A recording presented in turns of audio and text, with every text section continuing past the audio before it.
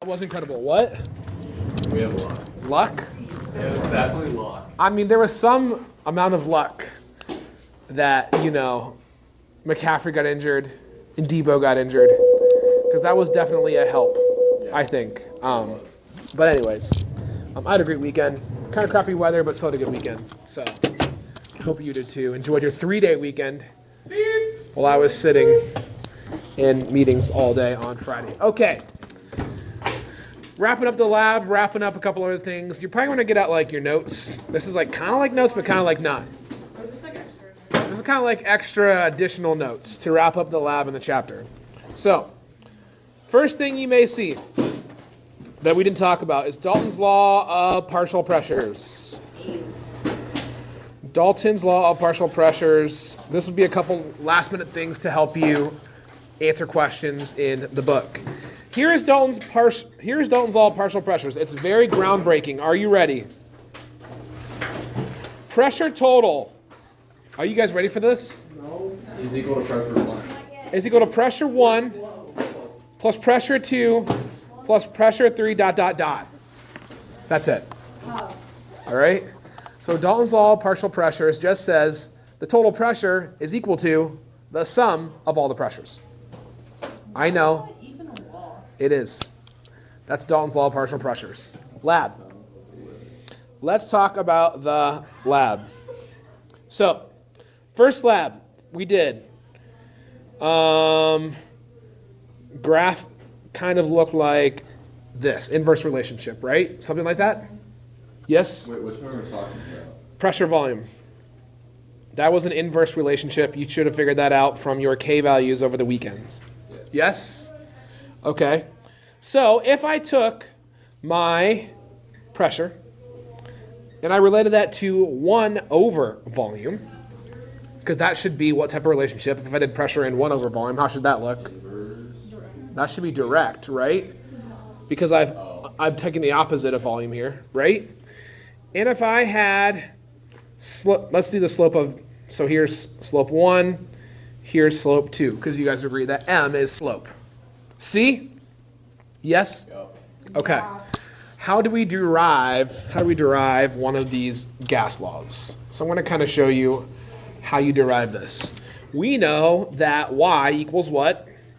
MX plus B. MX plus B. This is kind of cool.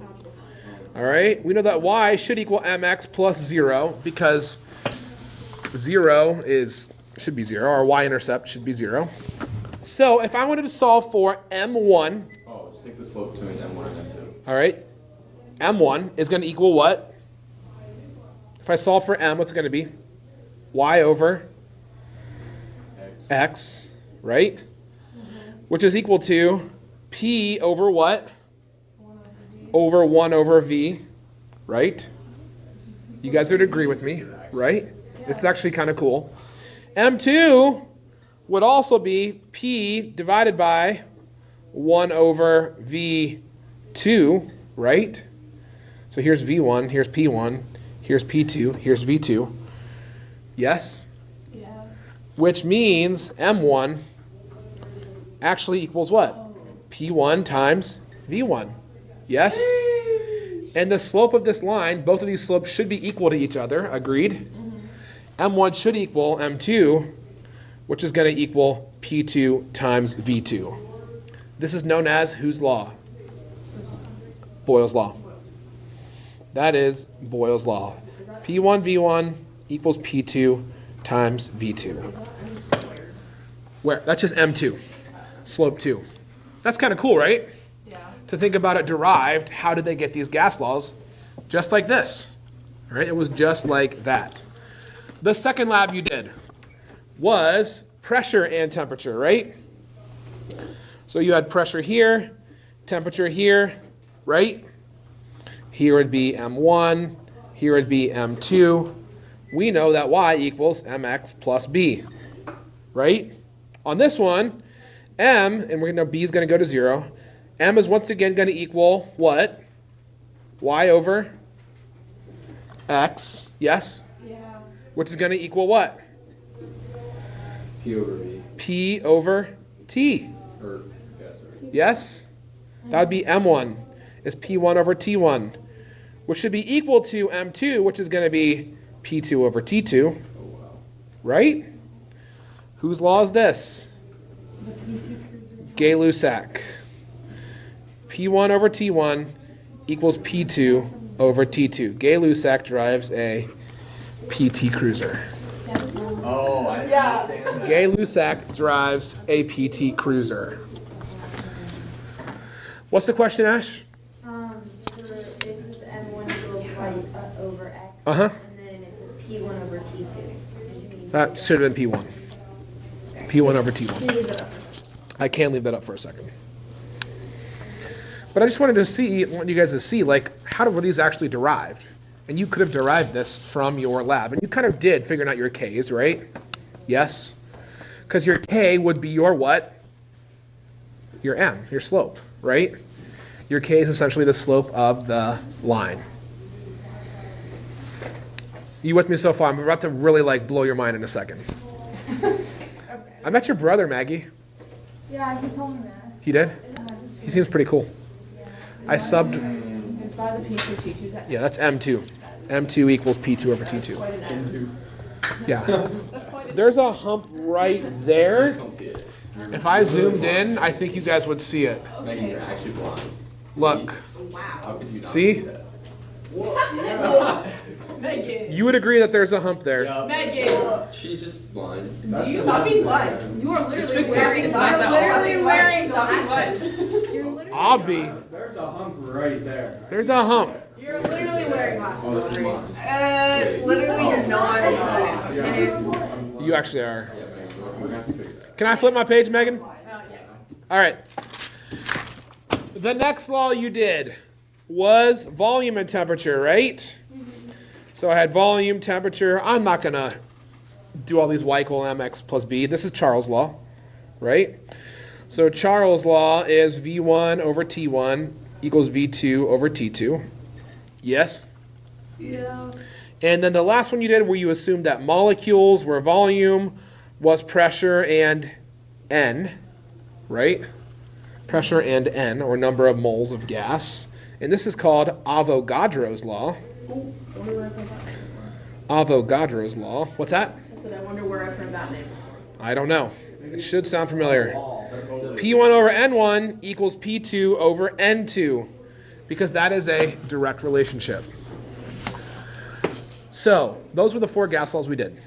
Are you with me so far? Okay. Then, over the weekend, you figured it out that K equals P times V. Agreed? K equals P over T. K equals V over T. And K equals P over N. Right? You guys all did that. You should have. So, are you guys ready for this? Are you gonna combine them now? Yes. I'm going to combine these all into one gas law. All right? If I did K, right, I could have K is equal to pressure times volume over what? N times T. Agreed that would combine all of them? You guys with me? Yes. I could rearrange this into another version.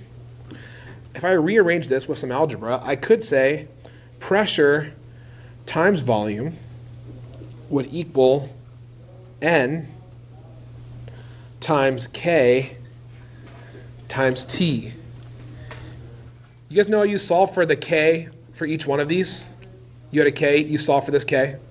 Yes? If you guys solved, and it wouldn't work on this lab, in a perfect world, if I multiplied P times V and divided it by N times T, guess what that K would equal?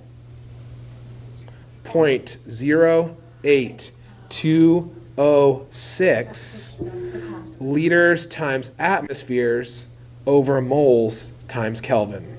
Okay, well, I definitely did not get that. I know, it's kind of cool, which is known as the ideal gas constant. All right? That's the ideal gas constant, 0.08206 liters times atmospheres over moles times Kelvin.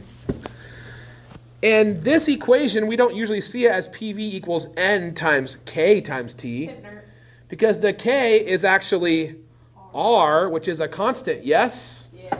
So this equation is actually PV equals nRT, aka Pivnert, which is the ideal gas law.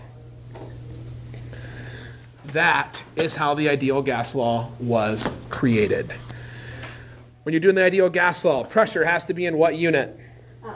ATM. Volume has to be in liters. Moles is N. And temperature must be in Kelvin. And this is your ideal gas constant. You are going to get tired of writing 0.08206 liters times atmospheres over moles times Kelvin. But that's kind of cool, right? How I just proved it. So we took all four of those, combined them into one. In a perfect world, these four constants divided by each other would be 0.08206. It's not going to work for our lab, but it would be close. So that's the ideal gas law. The other law that you may see in the homework is this.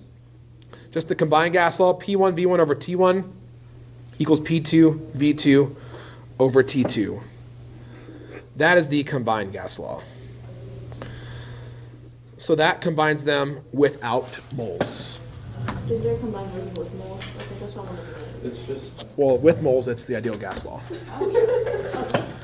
And the other thing is, well, here's the thing. You can assume, right? If you do this, you can assume any of these things are constant, right? And replace. So you could do P1 V1 over N1. That would work, Maggie. Or sorry, Megan. Oh. Sorry. I was trying to do this. All right, P1 V1, I've never done that before, over N1, P2 V2 over N2, that would work as well. All right, that was kind of cool, right? How I just proved that. All right, so that's how. Also, that's it. You had the rest of period 2, turn your lab in, work on book problems.